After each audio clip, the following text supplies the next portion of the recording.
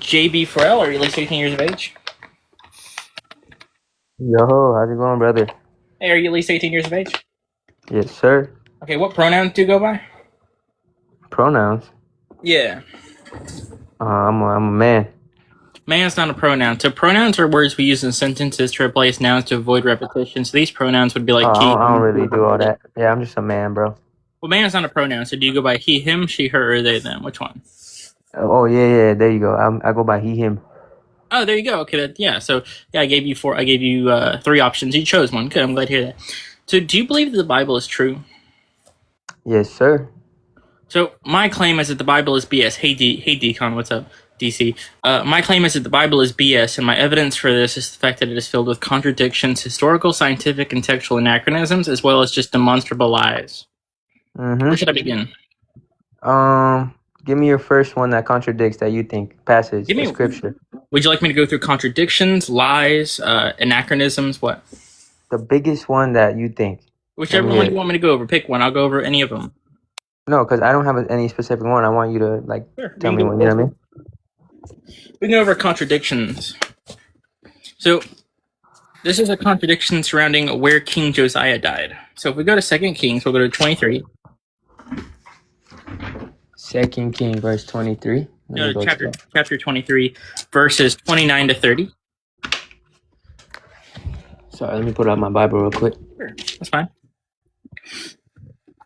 So it says, in his days, Pharaoh Necho, king of Egypt, went up to the king of Assyria to the river Euphrates. King Josiah went to meet him, but when Pharaoh Necho met him at Megiddo, he killed him. His servants carried him dead in a chariot from Megiddo, brought him to Jerusalem, and buried him in his own tomb. So according to 2 Kings 23, 29 to 30, King Josiah died in Megiddo.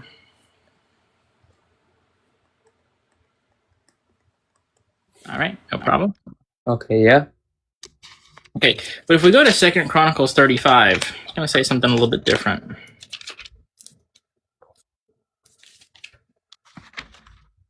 Get to it. The 2 Chronicles 35, 23 to 24. It says, the archer shot King Josiah, and the king said to his servants, take me away, for I am badly wounded. So his servants took him out of the chariot and carried him in a second chariot and brought him to Jerusalem. There he died and was buried in the tombs of his ancestors. So according to 2 Kings 23, 29 to 30, King Josiah died in Megiddo. But according to 2 Chronicles 35, 23 to 24, he died in Jerusalem.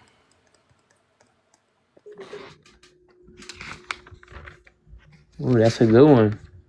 I haven't got to Kings yet, but that's a good one. Okay, yep. Damn. I need to read that one. I need to read it in context so I could give you the answer. I don't have the answer for you right now, but the context is that there's a battle happening. Yeah.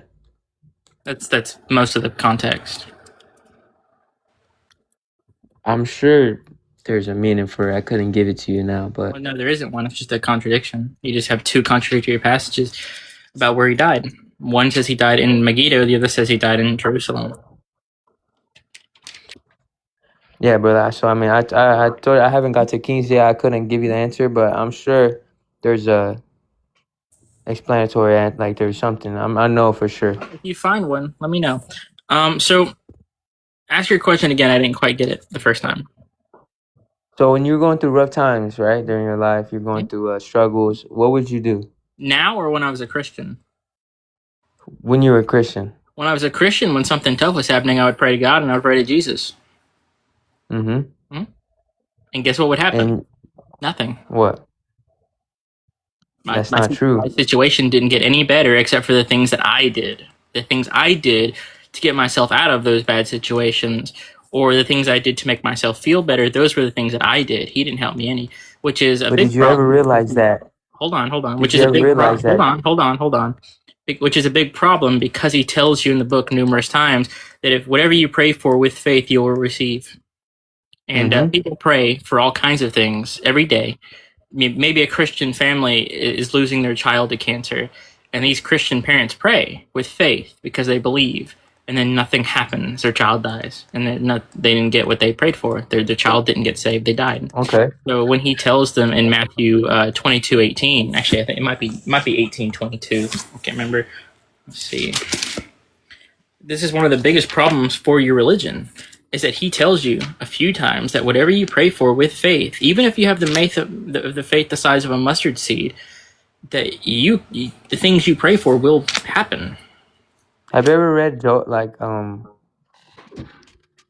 me see.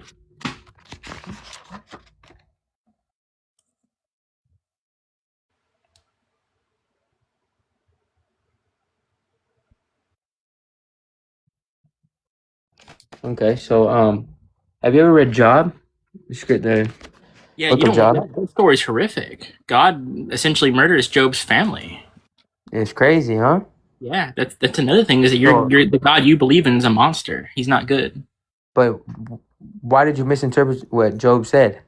You hear I'm what not. Job said, right? It doesn't matter what Job says. Does God not murder his family? So, do you know, as Christians, brother, me and you here, we're foreigners to this world. Does not And matter. if I could ask you, You think if I could ask you a question, do you know who runs this world freely? You know who's the prince of earth? Nobody. It's the devil. I know you believe that, but you have no evidence for that. We have a lot of evidence of that. Okay, name me evidence. Look what's going on today in your hold on. in our life right now. So before we go there, I'm going to read you. It's in Matthew 22. Oh, okay, 21. It's 21, I think. Yeah, 21:18 to 22. Yeah, it says, in the morning when he returned to the city, he was hungry, and seeing a fig tree by the side of the road, he went to it and found nothing at all on it but leaves. Then he said to it, "May no fruit ever come from you again." And the fig tree withered at once. When his disciples saw it, when the disciples saw it, they were amazed, saying, "How did the fig tree wither at once?" Jesus answered them, "Truly I tell you, if you have faith and do not doubt, not only will you do what has been done to the fig tree, but even if you say to this mountain, 'Be lifted up and thrown into the sea,' it will be done. Whatever you ask for in prayer with faith, you will receive." So when he tells people, specifically his disciples, who then he told later to go out and spread the message, that whatever you ask for in prayer, you will, with faith, you will receive. And then there's millions of Christians who have faith and they do pray, and some of them don't doubt, and they do pray with faith, and then nothing happens except the things that they do, and nothing actually happens. Like maybe they have a family member who's dying, and they pray that, "Hey God, Jesus, can you save my family member?" And the family member dies anyway. It's a big problem for your religion, because Jesus told you that whatever you ask for with prayer, in prayer with faith, you would receive. But it's With not. faith, with faith. So he judges your heart, right? Yeah, He knows your heart. He knows you're coming to him. Yeah, I'm aware. Not only when you're asking to relieve me from being sick. He knows you're coming to him out of faith, not just, "I need you to do this one thing. Yeah, Heal me, heal me, heal me." You think he's gonna want to? Yeah, Yeah, you're coming at him to his feet, but he already has his plan set. That's what I'm telling you, is that there are millions of Christians out there who maybe they're going through something terrible. Maybe they have a family member that's dying. Maybe they're dying. Whatever. Yep. And these Christians have faith, and they do pray, and nothing happens. Their situation gets worse. So this is the problem. This is the problem that I'm bringing to you, is that he knows whether you have faith or not, theoretically. Although to be honest, he's not actually all-knowing. The all-knowing property is not actually in the book anywhere. In fact, there are several verses that contradict that idea. But theoretically, he knows if you're faithful. And yet there are Christians out there I know who are damned faithful. They're the most faithful people that I've ever seen. That they've put their entire lives into this because they genuinely believe that God and Jesus are that they're saved, that God and Jesus love them, and they are praying. And then things happen to them. I actually had a youth pastor, and one of his family members got really sick and died. And that kind of stood out to me a little bit, because I'm like, I know this guy. This guy had faith. I think it was his aunt who died. It might have been his grandma who died. It was either his aunt or his grandmother. I can't quite remember. But he had faith. I won't dox him or anything like that. But he had faith. He prayed. He prayed that God would save her. And then nothing happened. And that stood out to me. That didn't actually start my deconstruction or anything. That wasn't really a part of it. That was years before I started deconstructing. But that was a problem. And I realized that was a problem now. For the religion that you believe in, is that these people are out there praying for things and nothing happens. A true follower of Christ knows that I'm a foreigner on this world, right? So when I die, What does I'm that have to going do? to a. It has to do with everything because we It don't doesn't. fear death. It does because It we has don't nothing. fear death. So you're We not don't. addressing JB. I'm You're a. not I'm a. Hold addressing. on. Let me You're speak. I not. let you, brother. I let you talk. Just let me get like a minute. So true followers of Christ know we are foreigners of this world, right? And that has We nothing to don't. do with this. We don't belong here. That has nothing to do with this. We're in a world that is run by wicked. All JB. those sicknesses are demons, JB. right? JB. Right? JB. Hold on. Hold You're on. not addressing this.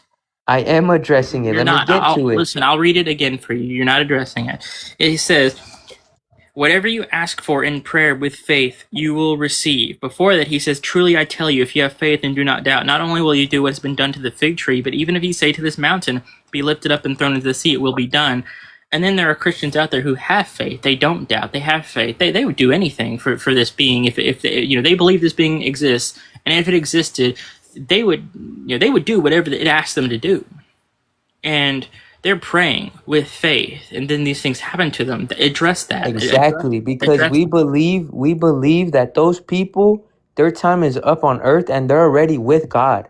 They're Do you living believe in a that Jesus way lied then? they're living in a way better place than we are Then you living think right Jesus now on lied? this So you world. think Jesus lied then?